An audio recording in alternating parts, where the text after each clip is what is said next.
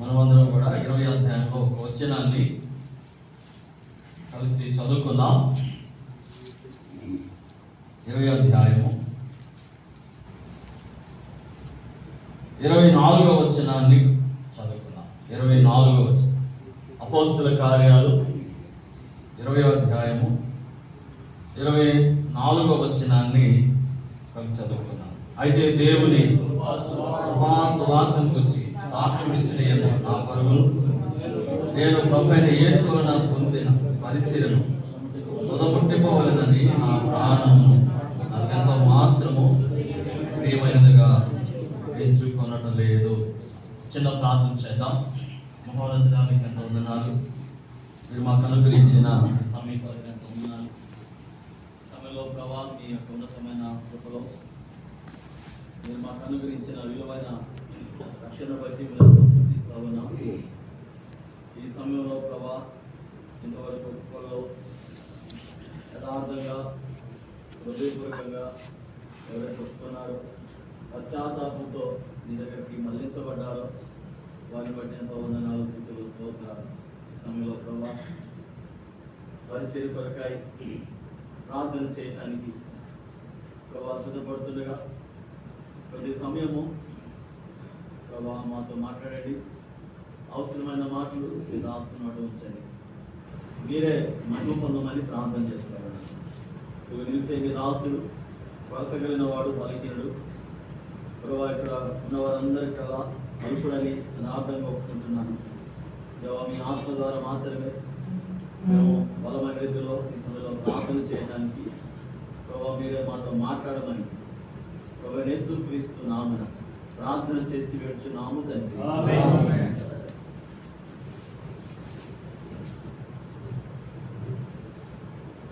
ప్రియమైన దేవుని బిడ్డలారా, ప్రభు నామమునందరికీ కూడా వందనాలు. దేవుని మహాకృపలో మీతో కలిసి దేవుని సన్నిధిలో ప్రార్థన చేయడానికి ప్రభు అనుగ్రహించిన సమయాన్ని బట్టి ప్రభుని ఎంతో ఉద్దేశిస్తా ఉన్నాము. ఈ సమయంలో పరిచర్య కొరకు మనం ప్రార్థించడానికి ముందుగా కొద్ది మాటలను మనము జ్ఞాపకం చేసుకున్నాం. మొదటి భాగంలో యోహాను సువార్త 17:4 ప్రభువారు చేసిన ప్రార్థనలో అద్భుతమైన ప్రార్థన మనము చదువుతూ వచ్చాము.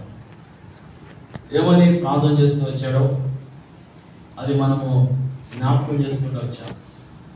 భూమి మీద నీవు నాకు అప్పగించిన పనిని సంపూర్ణంగా నెరవేర్చి నిన్ను మహిమపరిచిందని యేసు ప్రభువారు ఈ భూమి మీద ఆయన 33.5 సంవత్సరాలు జీవించాడు. ఆ 33.5 సంవత్సరాల్లో దేవుని పనిలో ఆయన పరిచర్యలో కేవలం 3.5 సంవత్సరాలు మాత్రమే. ఈ 3.5 సంవత్సరాల్లోనే ఎటువంటి ట్రాన్స్పోర్ట్ లేదు, ఎటువంటి రవాణా సదుపాయాలు లేవు. ఇంకా చెప్పాలంటే రవాణా మార్గాలు కూడా లేవు, రావడానికి పోవడానికి కూడా. ఆ 3.5 సంవత్సరాల్లోనే ఎన్నో గ్రామాలు ఆయన, ఎంతో ప్రాంతాలు కూడా ఆయన పనిచేస్తూ పరిచర్య జరిగిస్తూ వచ్చాడు. మనం ఈ విషయాలు జ్ఞాపకం చేసుకుంటే లూకాసు వార్తలో 4వ అధ్యాయంలో మనం చదువుతాం కదా. లూకాసు వార్త 4వ అధ్యాయము 40వ వచనం. లూకాసు వార్త 4వ అధ్యాయము 40వ వచనం.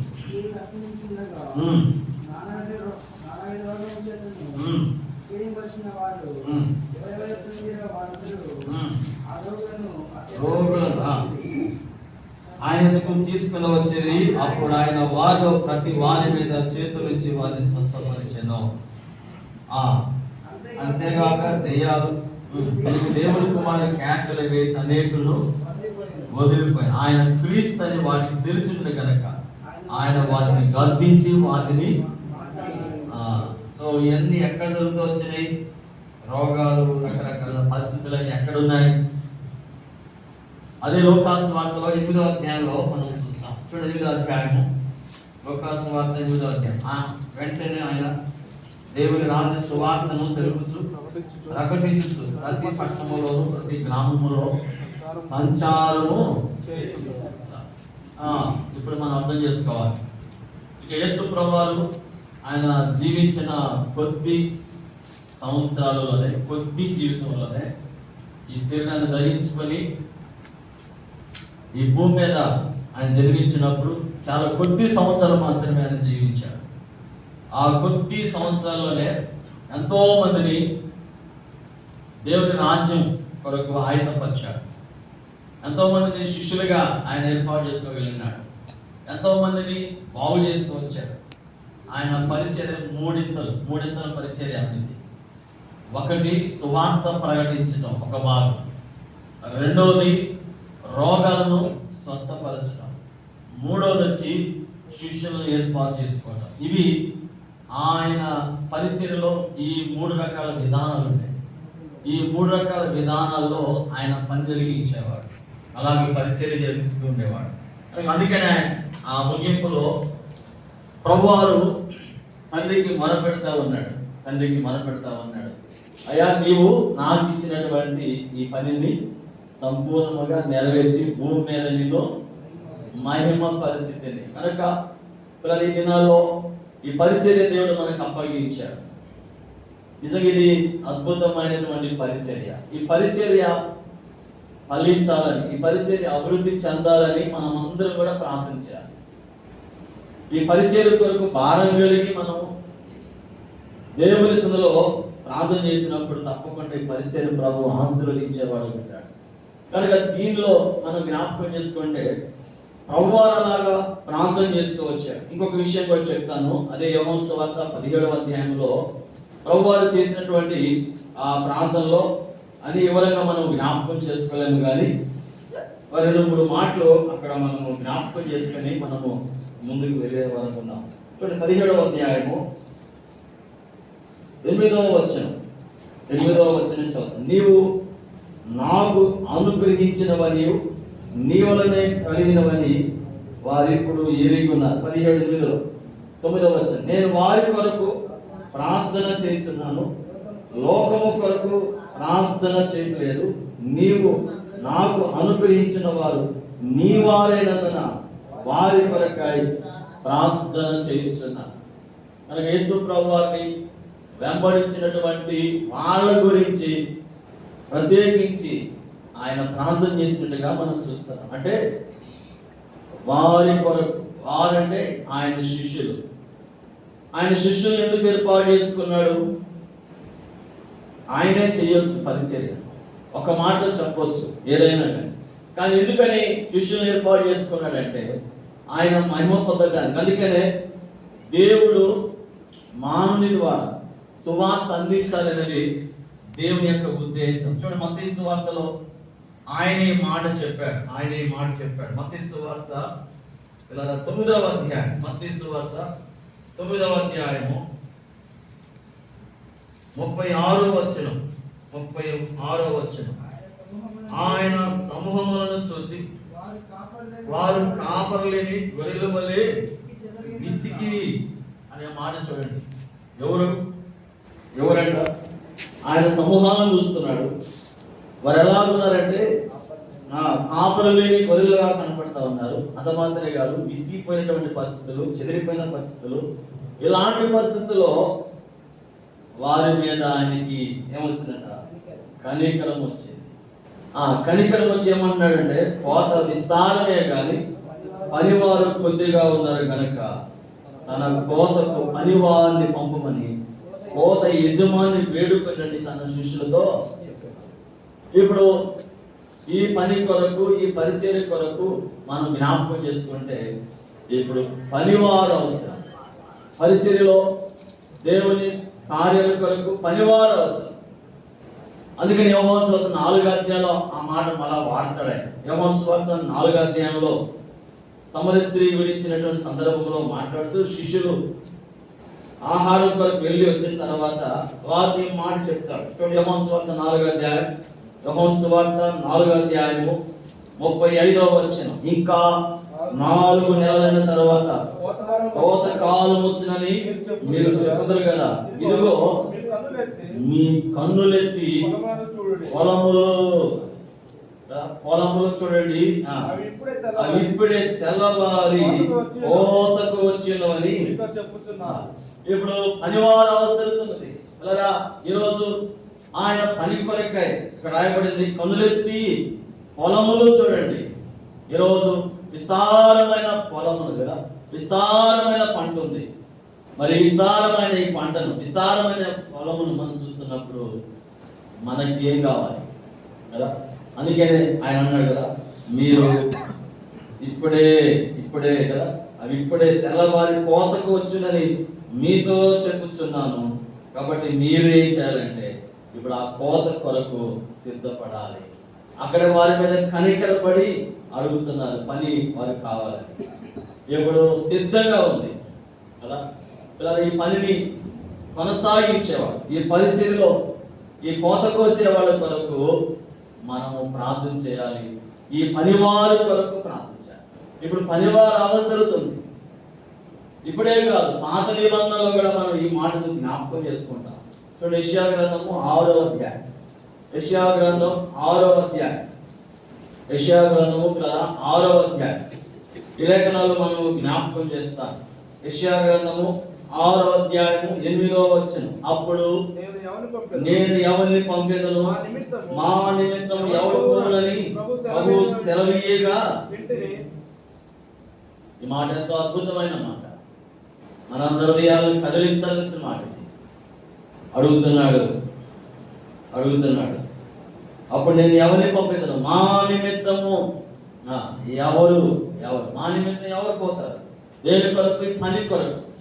ఎవరు చేయాలి ఇది అంటే అప్పుడు ఆయన అంటాడు కదా, చిత్తగించము, నేనున్నాను కదా. ఎంతమంది లాక్కోరు, అయ్యా నన్ను వాడుకో, అయ్యా నన్ను నీ పనిలో, అయ్యా నీ యొక్క పరిచర్యలో నన్ను నీ పనివాణి కదా. ఆ తప్పైన కుమారుడు గురించి ఒక మాట వాడతాడు, మనసులో అనుకుంటాడు ఏమని, ఆ కూలివాండుల్లో ఒక్కనగానైనా లోకాసువార్త 15వ అధ్యాయం, లోకాసువార్త 15వ అధ్యాయం. నేనైతే ఇక్కడ ఆకలికి చనిపోతున్నాను, అయితే అక్కడ ఎంతో సమృద్ధి ఉన్నది అని జ్ఞాపకం చేస్తూ ఉన్నాడు. 17వ వచనం, అయితే బుద్ధి వచ్చినప్పుడు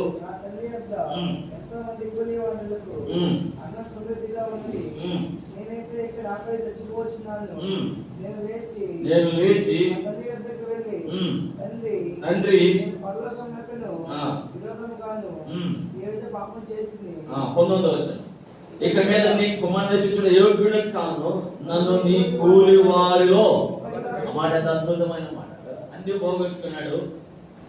ఇప్పుడు ఎక్కడ దిగొచ్చాడు? కూలివానిగా మాట్లాడుతున్నాడు కదా.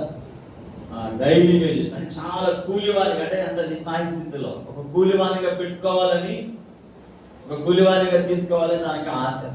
ఒకప్పుడు కుమారుడుగా వెళ్ళాడు, కానీ ఇప్పుడు అవన్నీ పోగొట్టుకున్న తర్వాత ఇప్పుడు అడుగుతున్నాడు, అయ్యా నీ యొక్క రాజ్యంలో, నీ ఇంటిలో నన్ను ఎలా ఉంచాలి? కూలివానిగా. నిజమే, ఆ కుమారుడికి ఏమొచ్చిందంటే బుద్ధి వచ్చినప్పుడే మాట చెప్తున్నాడు. ఈరోజు కదా ఈ భారం మనకు కావాలి, ఇలాంటి ఆలోచన మనకు కావాలి. కాబట్టి మొదటి తల జ్ఞాపకం చేస్తాం. యేసుప్రభువు ఈ భూమి మీద ఉన్నప్పుడు ఆయన పనివారి వరకు కోత యజమాన్ని వేడుకోమని చెప్తూ వచ్చాడు. కోత విస్తారంగా ఉందంట, ఇప్పుడే సిద్ధంగా తెల్లవారి ఉన్నది. మన ప్రపంచ జనాభా, అదే మన దేశ జనాభా చూడండి. మన భారతదేశంలో క్రైస్తవులుగా రిజిస్టర్ చేయబడిన వాళ్ళు 2% కన్నా తక్కువ. మన దేశానికి మొదటి శతాబ్దంలోనే మన దేశానికి సువార్త వచ్చింది. ఇంకా చాలా మంది మారని వాళ్ళు ఉన్నారు. ఇక దేవుని గురించి ఒక్కసారి కూడా వినని వాళ్ళు ఉన్నారు. ఒక్కసారి పడినాలు ఉన్నారు. కానీ మనందరికీ భారం రావాలి. మనం నిజంగా చెప్పాలంటే కొన్ని ప్రదేశాలు, హిమాచల్ ప్రదేశ్ ఇంకా కొన్ని ప్రాంతాలకు వెళితే జిల్లాకు ఒకటి సంఘాలు. వాళ్ళు ఆరాధన చేయాలంటే ఎప్పుడో బయలుదేరి రావాలి. వాళ్ళు వచ్చినా కూడా ఆ సేవకులు ఆ ఇద్దరి కోసమో, ముగ్గురు కోసమో, ఆ నలుగురి కోసమో అక్కడే ఉండి మనం కనపరిచేవాళ్ళు. అక్కడ నాకు తెలిసిన ఒక మిషనరీ తమ్ముడు పనిచేస్తా ఉన్నాడు. ఇలా జ్ఞాపకం చేసుకుంటే మరి చాలా కఠినమైన పరిస్థితులు కదా. అదే మనకైతే కదా టీ షాపులు లాగానే మనకి సంఘాలు పక్క పక్కనే, వీధికి 4, 5, 6. కానీ నిజంగా మారు మనసు పొందిన వాళ్ళు ఎంతమంది, నిజంగా దేవుడిని కనపరిచే వాళ్ళు ఎంతమంది, నిజంగా ఆరాధన చేసే వాళ్ళు ఎంతమంది అనేది కనుక ఈ విషయాలు మనం జ్ఞాపకం చేసుకుంటే మనం తెలియని ప్రాంతాలకు వెళ్ళాలి, తెలియని స్థలాలకు వెళ్ళాలి. అక్కడికి వెళ్ళి మనం పనిచేయాలి. ఎక్కడ సంఘము లేని స్థలాలు వెళ్ళి పరిచయం చేయాలి. ఆ భారం మనకు రావాలి. ఆ భారం నాకు రావాలి, మీకు రావాలి. ఇలా పౌలు మాట జ్ఞాపకం చేస్తారు. రోమా పత్రికలో పౌలు అపోస్తలులు రోమీయులకు రాసిన పత్రికలో ఆయన ఒక ఆసక్తికరమైన విషయాన్ని జ్ఞాపకం చేస్తారు. రోమా పత్రిక 15వ అధ్యాయం. రోమా పత్రిక 15వ అధ్యాయం 20వ వచనం 21 కలిసినే చివరిలో నేను చదువుతున్నాను, వినండి. వ్రాయబడిన ప్రకారము క్రీస్తు నామం ఎరగని చోట సువార్తను ప్రకటింపవలెనని మిక్కిలి ఆశ గలవాడై ఉండి ఎలాగుందని మిక్కిలి ఆశ. ఎక్కడ ప్రకటించాలని చెప్పండి. క్రీస్తు నామం ఎరగని చోట. అక్కడ చాలా ఉంది కదా. ఈరోజు ఈ భారం మనందరికి రావాలి. ఇది ఈ భారాన్ని మనం తీసుకోవాలి. సువార్త అందరి స్థలాలు ఉన్నాయి, ఇంకా సువార్త అందరి కులాలు ఉన్నాయి. పదం మాట్లాడుతున్నాను, క్షమించండి. ఇంకా చాలా కులాలకి దేవుని గురించి అర్థం కాదు. ఇంకా చాలా మంది ఇంకా దేవుని ఎరగని వాళ్ళు ఉన్నారు. అన్ని జనుల దగ్గరికి వెళ్ళేవాళ్ళు కదా, విగ్రహాల దగ్గరికి వెళ్ళి పరిచయం చేయడం చాలా కష్టమైంది. పిల్లలకు జ్ఞాపకం చేస్తున్నా, అనేక విషయాల్లో ఈ సహాయాన్ని మనం పొందుకోవాలి. అందుకే సంఘం దగ్గరికి వచ్చి ఇలాంటి పరిచర్య కొరకు మనం భారముగా ప్రార్థన చేయాలి. సో ఈరోజు మీ హృదయాల్లో దేవుడి భారాన్ని నింపాలని నేను మీకు మాట్లాడుతూ ఉన్నాను. కనుక ప్రభువారు అలాగా వేడుకోమని కోరుతా ఉన్నాడు. ఆయన అలాగనే వాళ్ళందరినీ పిలుచుకున్నాడు, ఏర్పాటు చేసుకున్నాడు, పంపిస్తూ వచ్చాడు. వారు వెళ్ళి పరిచయం చేస్తూ వచ్చారు. ఇప్పుడు ఆ 12 మంది ఈరోజు ప్రపంచానికి సువార్తను అందించడానికి దేవుడు వాడుకున్నాడు. వారి ద్వారా జరిగించాలి. సో మొదటి తలంపు పనివారి కొరకు మనం ఏం చేయాలి? ప్రార్థన చేయాలి. కోత కోసేవారు, కోత విస్తారంగా ఉంది కదా, కోత విస్తారంగా ఉంది. యవనస్తులు ఇంకా చాలా మంది ఆయన పనికి ఇప్పుడున్న పరిస్థితుల్లో చాలా మంది యవనస్తులు ముందుకు రాలేకపోతున్నారు. దేవుడి పని అంటే చాలా చులకనగా చూస్తున్నారు, చాలా తక్కువని భావిస్తున్నారు. వాస్తవమే అనిపిస్తున్నారు. కానీ ఇది దేవుని దృష్టిలో చాలా విలువైనది అని పౌలు గారు చెప్తూ అన్నాడు. చాలా మంది భక్తులు చెప్పారు. ఇందా మనం చదువుకున్నాం అపోస్తలుల కార్యాలు 2వ అధ్యాయం 24వ వచనంలో. ఎందుకు ఆయన అంతగా ఆ స్టేట్మెంట్ ఇస్తున్నాడు? ఒకసారి చదువుదాం. అపోస్తలుల కార్యాలు 20వ అధ్యాయం 24వ వచనం. దేవుని కృపాసువార్తను గురించి సాక్ష్యం ఇచ్చుటయందు నా పరుగును నేను ప్రభువైన యేసు వలన పొందిన పరిచర్యను తుదముట్టింపవలెనని నా ప్రాణము నాకెంత మాత్రము ప్రియమైనదిగా ఎంచుకొనుటకు. ఎందుకు ఎంతగా తమ ప్రాణాలను కూడా ఇవ్వడానికి ఇష్టపడుతున్నారు? ఏముంది ఈ సేవలో, ఈ పరిచర్యలో ఏముంది? ఎందుకు ఇంత ప్రాణాలు పెట్టాల్సిన పరిస్థితులు వచ్చినాయి? ఎందుకు ఇంతగా ప్రయాసపడాలి? ఎందుకు ఇన్ని నిందలు ఎందుకు పొందాలి? ఎందుకు ఇన్ని కుట్రలు? ఎందుకు ఇన్ని శోధనలు? ఎందుకు ఇన్ని అనారోగ్య పరిస్థితుల్లో? వీటన్నిటిలో ఎందుకు? ఎందుకంటే ఆయన జ్ఞాపకం చేస్తూ ఉన్నాడు, అది నాకెంత మాత్రం కూడా నేను ప్రియమైనదిగా ఎంచుకుంటా. తన ప్రాణాన్ని ప్రభువు కొరకు ఇవ్వటానికి చాలా ఇష్టపడతా ఉన్నాడు. ఈ పరిచర్యకు తన ప్రాణాన్ని పోగొట్టుకోవడానికి ఇష్టపడతా ఉన్నాడు.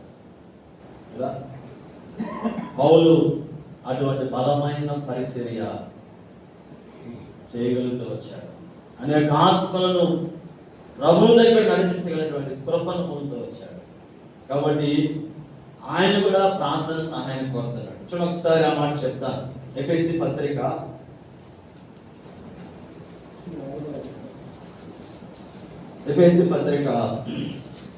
6వ అధ్యాయం. ఎఫెసీ పత్రిక 6వ అధ్యాయం 19వ వచనాన్ని చదువుదాం. మరి నేను దేని నిమిత్తము రాయబారిన సంఖ్యలలో ఉన్నానో ఆ సువార్త మర్మం ధైర్యముగా తెలియజేయటకు నేను మాట్లాడి నోరు తెచ్చినప్పుడు దేని కొరకు సంఖ్యలో ఉన్నాడంట? సువార్త దేవుని ఇందాక ఏమనుకున్నాడంటే ప్రాణాన్ని ఇవ్వటమే కాదు, సంఖ్యల్లో కాదు, ఏదైనా సరే. ఎందుకయ్యా అంటున్నాడు కదా? ఎందుకంటే ఆ మాట చెప్తున్నాడు, ఆ సువార్త మర్మమును ధైర్యముగా తెలియజేటకు మాట్లాడ నోరు తెరవాలి. కాబట్టి ఇప్పుడు మనం జ్ఞాపకం చేసుకుంటే పౌలే కాదు ఈరోజు మనం కూడా ఈ సువార్త కొరకు, కాబట్టి ఆ పనివారి గురించి మనము ఎంతగా ప్రార్థన చేయాలో సువార్త కొరకు కూడా మనం ఈ సువార్తను అందించడానికి మనం ఎప్పుడు కూడా సిద్ధంగా ఉండాలి. ఆయన ఏమంటాడంటే ఎలాంటి పరిస్థితులైనా సరే, దేని నిమిత్తం రాయబారిగా ఉన్నాను, సంఖ్యలో ఉన్నాను, ఆ సువార్త మరమును ధైర్యముగా నేను తెలియజేయడానికి మాట్లాడాలి అన్నప్పుడు దాని గురించి నేను మాట్లాడవలసినట్టుగా ఆ మాట గుర్తుపెట్టుకోండి. ఏది పడితే చెప్పడం కోసం కాదు, ఎలాగ మాట్లాడాలో, ఏ విధంగా మాట్లాడాలో ధైర్యంగా మాట్లాడకాయి. వాక్శక్తి నాకు అనుగ్రహించినప్పుడు నా నిమిత్తము పూర్ణమైన పట్టుదలతో విజ్ఞాపన చేయొచ్చు మేలుకోవాలి. కాబట్టి రెండవ తలకు మీకు జ్ఞాపకం చేస్తాను. కనుక పౌలు ప్రభువారు పనివారి గురించి వేడుకోమని చెప్పాడు. ఆ పనివారు ఎవరో మనం జ్ఞాపకం చేసుకుంటూ వచ్చాం. ఇప్పుడు రెండవది మనం చూస్తున్నాం, ఆ సువార్త కొరకు ఆ పనివారు ఆ సువార్తను అందించాలి. సువార్త ఇంకొంచెం అర్థం అవ్వాలంటే మనం ఇలా తీసుకుందాం. దశలోకి రాసిన పత్రిక మొదటి పత్రిక 2వ అధ్యాయం.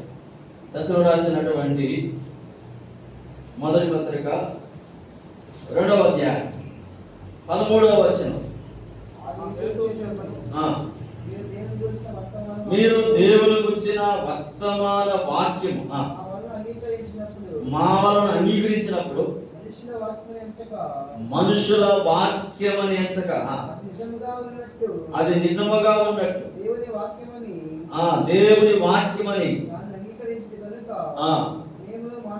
మేమును మానక కానీ ఇక్కడ మనం జ్ఞాపకం చేసుకుంటే దేవుని యొక్క ఉన్నతమైనటువంటి అది ఎవరు వర్తమానం అంట? అది మనుషులు కాదు. ఆ సువార్త గురించి పోలంటాడు. మళ్ళా నశిస్తున్న వారికి ఎలా ఉందండి వాక్యము? ఈ సువార్త వెళుతాను ఉండదు, కానీ రక్షించబడుతున్న వారికి దేవుని శక్తి అంటే ఒక బాంబు లాంటిది. ఆ పదం వాడ ఎందుకు? బాంబులో ఎంతో శక్తి ఉంటుంది. అలాగే మానవుని మార్చగల శక్తి ఈ లోకంలో ఎవరికి లేదు, ఒక సువార్తకే ఉంది. కాబట్టి ఇప్పుడు సువార్తను ప్రకటించాలి. అందుకని మనం చదువుకున్నాం, క్రీస్తు నామము ఎరగని స్థలాలలో సువార్తను అందించాలి. అక్కడికి వెళ్ళాలి, అక్కడికి వెళ్ళి ప్రకటించాలి. కొన్నిసార్లు ఆటంకాలు వస్తాయి. లేదా మేము పరిచర్య చేసే స్థలాలు అతిశయంగా చెప్పుకోవట్లేదు, అనుభవంతో చెప్తున్నమాట. ఇది మేము ఎక్కువగా హిందూస్ మధ్య పరిచయం చేస్తాం. దాదాపు అక్కడ పరిచర్య ప్రారంభించడానికి సంవత్సరం ఇల్లు మారాం. సంవత్సరం ఇల్లు ఆ మందిరం కట్టుకునే లోపు దాదాపు 23 ఇల్లు మారాం. 23 ఇల్లు మారాం. అయితే దేవుడు అద్భుతంగా వారి మధ్య పనిచేయడానికి దేవుడు మార్గం తెచ్చాడు. అద్భుతంగా దేవుడు పనిచేయడానికి ప్రభు చూపించాడు. కాబట్టి మనం అక్కడ వెళ్ళగలిగితే దేవుడు ఏదో రీతిలో ఆయన కార్యం చేయడానికి సహాయం చేస్తాడు. కాబట్టి సువార్త తీసుకెళ్తున్నప్పుడు అనేక మంది విని మేలు పొందుతారు. సహజంగా మనం దీని గురించి ఆలోచన చేయాలి. అందుల దగ్గరికి దేవుని సువార్తను మనం తీసుకెళ్ళాలి. ఒక్కడైనా ఇద్దరైనా వాళ్ళ దగ్గరికి వెళ్ళి దేవుని మాటలు ప్రేమతో చెప్పినప్పుడు తప్పకుండా వాళ్ళు అంగీకరిస్తారు. కాబట్టి ఇది రెండవ తలంపు, సువార్త ప్రకటించాలి. పౌలులో ఇంకొక విషయాన్ని చెప్తాను. ఆయన సువార్త గురించి ఎలాగ మాట్లాడేవాడో ఉన్న సమయంలో తక్కువ కాబట్టి నేను అపోస్తుల కార్యాలు 20వ అధ్యాయం 19వ వచనం. అపోస్తుల కార్యాలు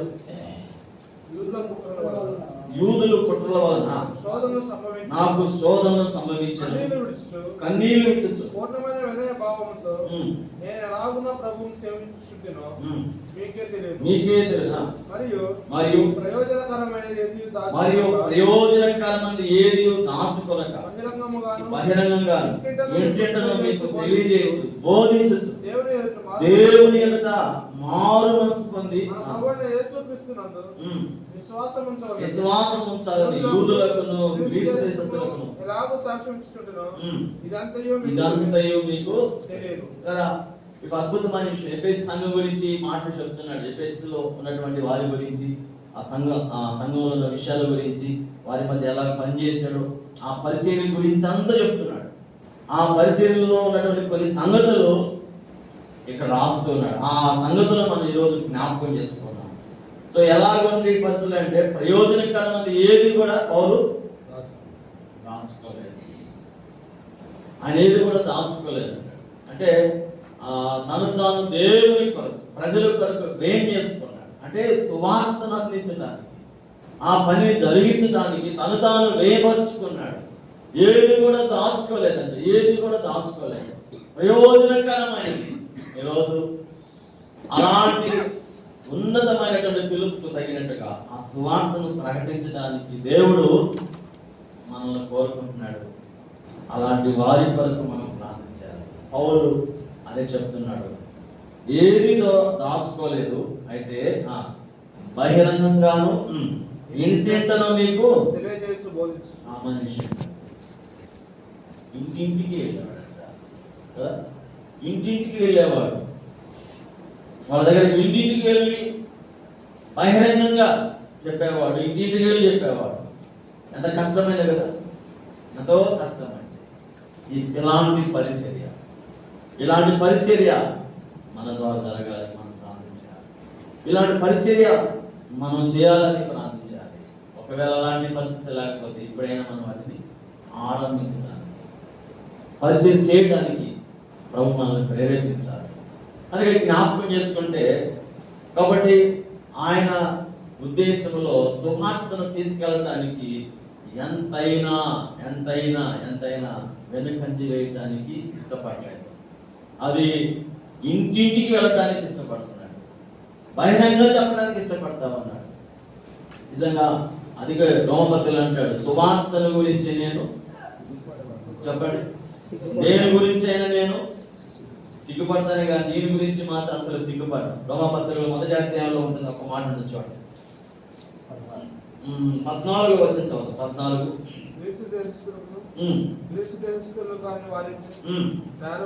జ్ఞానులకు రుణస్థుడు అనే పదం వాడాడు. ఇది సామాన్యం కాదు. ఎవరికి రుణస్థుడు? ఆయన గ్రీసు దేశస్తులు కాని వారికి, జ్ఞానులకు, మూఢులకు. అంటే అందరికీ నేను ఎలాంటి వాడిని? ఎందుకు రుణస్థుడు? ఆయన ఎవరికి రుణం తీసుకున్నాడు? దేనికి ఆ పదం వాడే రుణస్తుడు అంటే అర్థం ఏంటి? అప్పున్నవాడు అని అర్థం కదా. ఎవరికి అప్పున్నాడు ఆయన పౌలు గారు? దేవుని ఎరగని వారి గురించి ఆయన అప్పు పడ్డాడు. దేవుని తెలుసుకోలేని తల్లికి ఆయన అప్పుగా ఉన్నాడు. అందుకే మాట్లాడుతున్నాడు, గ్రీసు దేశస్తులకు, వారికి మిగతా వారికి, మూడులకు, జ్ఞానులకు నేను అందరికీ ఏంటి ఈ రుణం. మరి ఇక్కడ ఎంతమంది రుణస్తులుగా ఉన్నాం కదా. చనిపోయేలోకి ఎంతమందిని ప్రభుత్వం సంపాదించుకోవాలి. సో నేను అందరికీ రుణస్తున్నాను కదా. నేను రుణస్తుడిని. ఆ రుణం తీర్చుకోవాలని పౌల ఆశ, ఆ రుణాన్ని తీర్చుకోవాలని పౌలకి ఆశ. ఇక్కడ కూర్చున్నా మన కొరకు ఎవరో రుణం తీర్చారు. మన కొరకు నిజమే ఇక్కడ కూర్చున్నాం అంటే మన నిమిత్తం ఎవరో మనకు రుణం చెల్లించారు. ఇప్పుడు మనం కూడా ఏం చెల్లించాలి? రుణం చెల్లించాలి. అలాంటి చెల్లించాలంటే మనం ఎంత భారంగా ప్రార్థించాలి. ప్రభా నేను ఎంతమందికి రుణం ఉన్నాను? మూడులకు రుణంగా ఉన్నానయ్యా, జ్ఞానులకు నేను రుణంగా ఉన్నాను. చదువుకునే పిల్లలు, చదువు లేని వాళ్ళు, అన్ని రకాల పిల్లలకి మనం చెప్పండి రుణం వస్తుంది. కాబట్టి ఇలాంటి భారము అపోస్తలుడు పౌలు అందుకే అంటాడు ఆ మాట 15వ వచనంలో, కాగా నా వలనైనంత మటుకు రోమాలోని మీకును సువార్తను ప్రకటించుటకు మనుషులది. సువార్తను ప్రకటించడానికి ఎలా ఉన్నాడు? సిద్ధంగా ఉన్నామా? కరోనా తర్వాత మనం సువార్త చేయలేకపోతున్నాం, సువార్తలో ఏకీవించలేకపోతున్నాం. వాస్తవం కదా. కరోనా తర్వాత పరిచర్యలు, ఈ సువార్త పరిచర్య బాగా మన సహవాసులు చేసేవాడు లేదు. ఇప్పుడు అయిపోయింది అంతా కూడా. మరి పౌలు చెప్తున్న మాట్లాడే కదా, రోమను మీకు సువార్త ప్రకటించడానికి నేను సిద్ధంగా ఉన్నాను. సువార్తను గురించి సిగ్గుపడిన వాడు మొదటి యూదునికి రక్షణ కలుగజేయడం కాదు, దేవుని, అది నీ పని కాదు, నాది కాదు. సువార్త చెప్పడం ద్వారా రక్షణ కలిగేసేది అది దేవుని. కాబట్టి ఇప్పుడు రెండవ తలం మనం జ్ఞాపకం చేసుకున్నాం. పనివారు కావాలి. రెండవది సువార్తను ఎట్లాగా మాట్లాడవలసినట్టుగా మాట్లాడాలి, చక్కగా వివరించి చెప్పాలి. మనం ఏదైనా వీణ కానీ ఏదైనా వాయిద్యం కానీ ఆ సంగీతం మనం ప్లే చేసేటప్పుడు సరిగా స్పష్టంగా లేకపోతే వినేవారికి ఏమి అర్థం కాదు. పౌలే మాట్లాడతారు అన్నమాట. కాబట్టి ఆ బోర స్పష్టంగా వినపడాలని చెప్తారు. కాబట్టి సువార్త అనేది తప్పకుండా మనము అందించవలసిన వాళ్ళు. అందుకే పౌలు గారు ఏమంటాడు? అదే మాట చెప్పండి. ఈ మాట అందరికీ నోటెడ్. ఆ మాట కదా, అది కూడా కాదు. సువార్తను ప్రకటించకపోతే ఏం చేయాలి? 22వ అధ్యాయంలో ఎన్నో వచ్చిన మన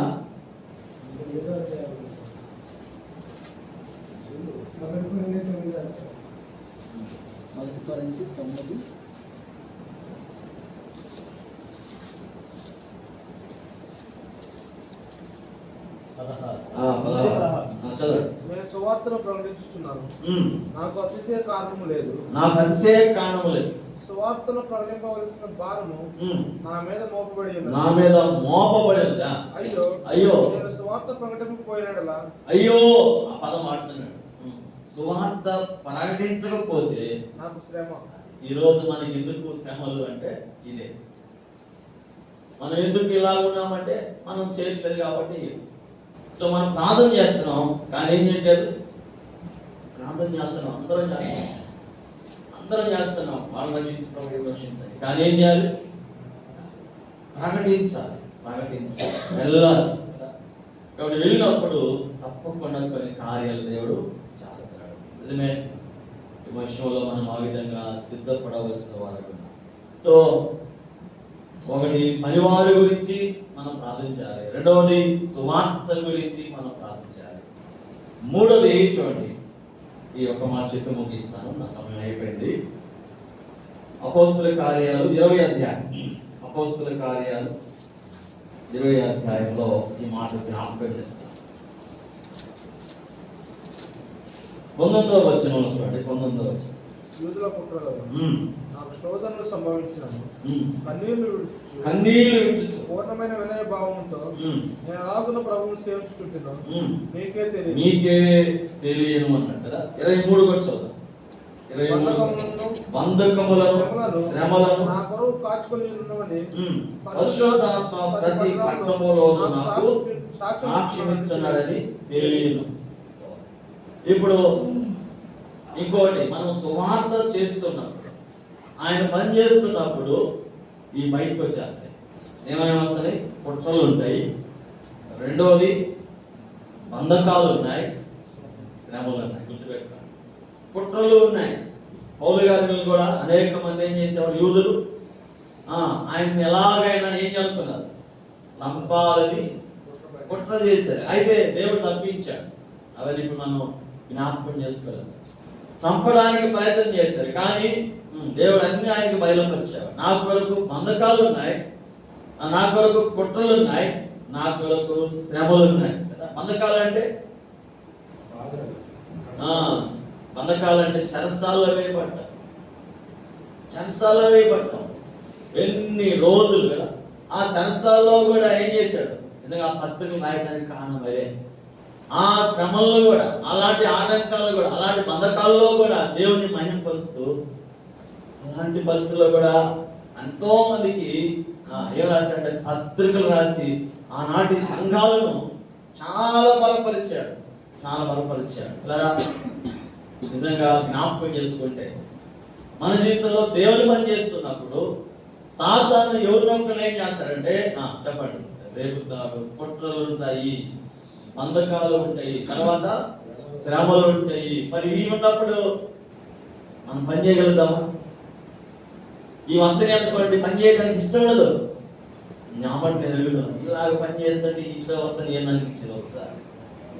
ఏంది ఈ కుట్రలు, ఏంది ఈ బంధకాలు, ఏంది అనిపించింది. కానీ వీటిని మనము ఏం చేయాలంటే, వీటిలో కూడా దేవుని ఏం చేయాలంటే మహిమపరుస్తూ ఆయన పని చేసినప్పుడు తప్పకుండా దేవుడు ఏమిస్తాడంటే విజయాన్ని ఇస్తాడు, విజయాన్ని ఇస్తాడు.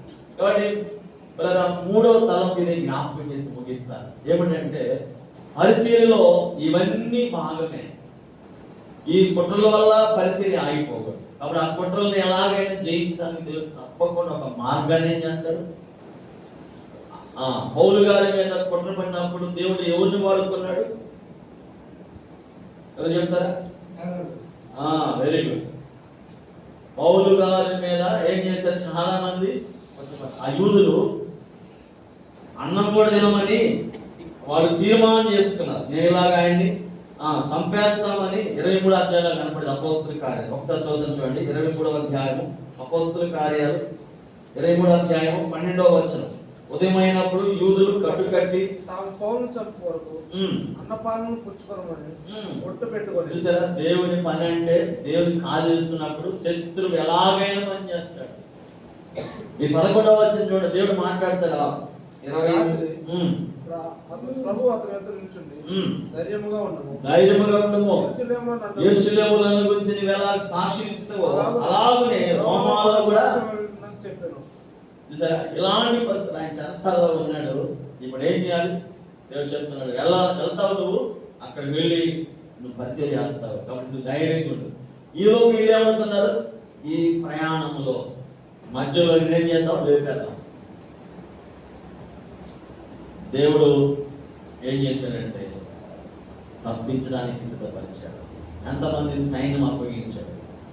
ఆయన చుట్టూ ఎంత మందిని ఉంచాడంటే సైనికులను ఉంచాడు. రోమా సైనికులు వచ్చి ఆయన చుట్టూ కాపలా ఉన్నారు. అంటే ఆయన పని కొరకు దేవుడు ఎవరిని ఎలా వాడుకుంటాడో తెలియదండి. కాబట్టి ఆ సమయంలో వెళుతూ ఉంటే దేవుడు అన్ని సరళం చేస్తాడు. అది మనం వెళ్ళవలసిన వారు. కానీ కుట్రలు ఉన్నాయని పౌలు ఆగిపోలేదు, బంధకాలు ఉన్నాయి. అదే మనం దాకా మధ్యలో ఆపుతూ వచ్చాం. 20వ అధ్యాయం ఒకసారి నేను చదువుతాను చూడండి. అపోస్తుల కార్యాలు 20వ అధ్యాయం 22వ వచనం. ఇదిగో ఉమ్, నేను ఇప్పుడు ఉమ్, ఆత్మయంలో బంధింపబడాడై ఉమ్, యెరూషలేమునకు వెళుతున్నాను. ఉమ్, అక్కడ నాకు ఏమేమి సంభవించునో ఉమ్, తెలియదు గాని ఉమ్, బంధకములను ఉమ్, శ్రమలను ఉమ్. నా కొరకు కాచుకొని అని ఉమ్. పరిశుద్ధాత్మ ఆ మాట గుర్తుపెట్టుకోండి. పరిశుద్ధాత్మ ప్రతి పట్టణములో ఏం చేస్తాడు? మరి చెప్తున్నప్పుడు ఈయన ఎలా చేస్తాడు కదా? అల్లబాకయ్య అక్కడ ఇక్కడ దెబ్బలు తింటామని వెళ్తాను, కానీ నేనేం చేసేవాడు? వెళ్ళేవాడు, వెళ్ళి పరిచయం జరిగించేవాడు, అద్భుతంగా దేవుని కార్యక్రమం ఎదురుసేవాడు. అందుకని అంటాడు అన్నమాట. అందుకే దేవుని కృపాసువార్తల గురించి సాక్షించలేదు నా పరుగును నేను ప్రభు యేసులో పొందిన పరిచయం పునముట్టింపాలని నా ప్రాణం నాకు ఎంత మాత్రము ప్రియమైనదిగా ఇచ్చుకున్నట్లే. కనుక కదా ఈ పరిచయం కొరకు మనం ప్రార్థించాలి. ఈ 3 విషయాలు మీరు గుర్తుపెట్టుకోండి. ఇంకా చాలా ఉన్నాయి మనం పరిచయం కొరకు చేయవలసింది కదా. ఇంకా సంఘం ఉంది కదా, ఇంకా సంఘం ఉంది. ఇప్పుడు సంఘానికి చాలా ఆటంకాలు వస్తున్నాయి. సంఘ పరిచయ విషయంలో పౌలు గారికి ఏమన్నాడంటే, నాకు సంఘముల గురించి చింత ఏమైందన్నాడు, మరి ఎక్కువగా ఉందన్నాడు. ఏమన్నాడు? అందులో ఒకసారి చదువుతాడు. కొరింథీ పత్రిక 4వ మాట. అది కొరింథీ రాసిన పత్రికలో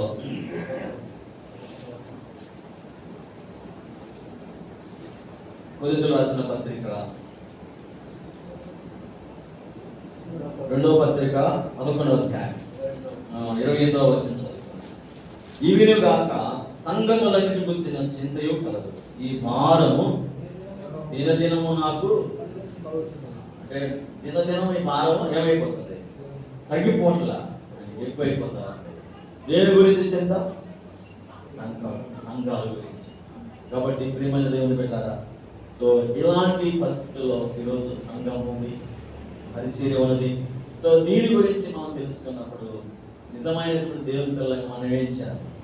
బలంగా ప్రభు సన్నిధిలో ప్రార్థించాలి. అలాంటి ప్రార్థన చేయడానికి ఒక మంచి సైనికుల వల్ల మనము సిద్ధపడేవాళ్ళు. ఆ విధంగా దేవుడు మనను బలపరిచి ఆ విధంగా ప్రార్థనలో ప్రోత్సహించడానికి మనం సహాయం చేయమన్నాడు.